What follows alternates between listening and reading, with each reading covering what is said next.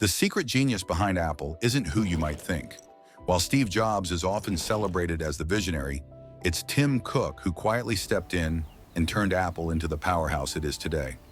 When he took over as CEO in 2011, just after Jobs stepped down, the stakes couldn't have been higher. And the world was asking, can Apple keep innovating without Jobs?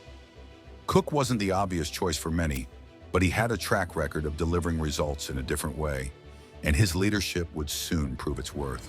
Cook grew up in the small town of Robertsdale, Alabama. His father worked in a shipyard and his mother at a pharmacy. From a young age, Cook learned the value of hard work and determination, qualities that would shape his future. He went on to study industrial engineering at Auburn University, where he developed a talent for optimizing processes and finding ways to make things run smoothly. Later, he earned an MBA from Duke University, graduating in the top 10% of his class.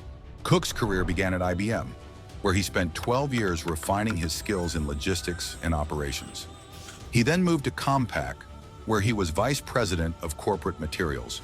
But his real breakthrough came in 1998, when Steve Jobs himself recruited him to join Apple, a company that was on the brink of collapse.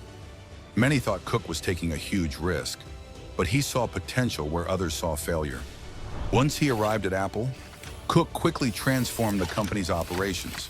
He shut down excess warehouses, implemented a just-in-time inventory system, and outsourced manufacturing to specialized partners. These moves cut costs dramatically and allowed Apple to respond faster to market demand. Under Cook's direction, the company became a model of efficiency, setting the stage for the release of game-changing products like the iPod, iPhone, and iPad. Then came 2011, when Cook took over as CEO.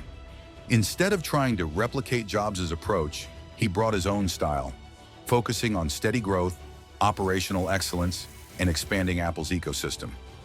Cook recognized that the future wasn't just about selling devices, but about creating services that integrated seamlessly with them. Under his leadership, Apple's services business grew rapidly, with platforms like Apple Music, iCloud, and Apple TV generating over $80 billion in annual revenue by 2023. This significant contribution made services one of the company's most profitable segments. Cook also led the development of new products, such as the Apple Watch and AirPods. While some initially doubted the potential of these products, they became massive hits, revolutionizing wearable technology and how we listen to music. The Apple Watch in particular went from being seen as a luxury item to becoming a global leader in health and fitness tracking, while AirPods became a cultural phenomenon in their own right. Today, Apple's market value has soared beyond $2.8 trillion, an incredible leap from the $350 billion it was worth when Cook took over in 2011. His approach proved that innovation doesn't always have to come in the form of flashy product launches. It can also come from refining processes, making strategic investments, and steadily building an ecosystem that customers love. Tim Cook's story shows that leadership isn't just about big ideas or bold moves. It's about execution, resilience, and the courage to stick to your vision, no matter the challenges.